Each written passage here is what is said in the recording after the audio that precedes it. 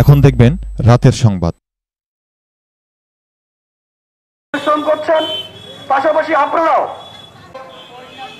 আজকের এই নেতৃবৃন্দ উপস্থিত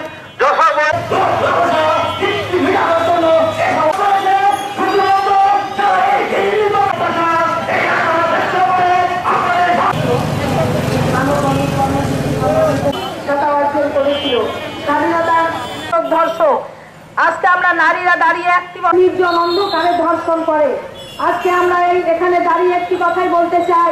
আজকে আমাদের নারী বান্ধব জননেত্রী শেখ হাসিনা ধর্ষকের বিরুদ্ধে সোচ্চার সে দাঁড়িয়ে। তাই আমি বলতে চাই আমাদেরকে পরিবারে অভিভাবক থেকে বাবা মা ভাই বোন সকলকে সচেতন হতে হবে।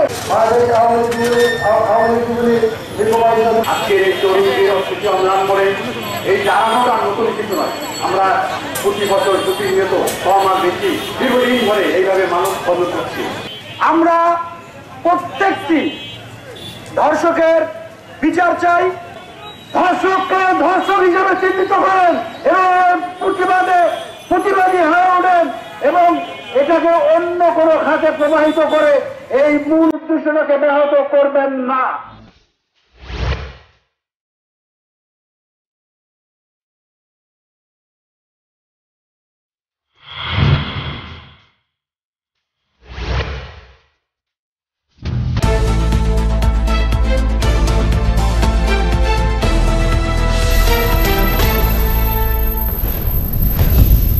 দেখলেন রাতের সংবাদ।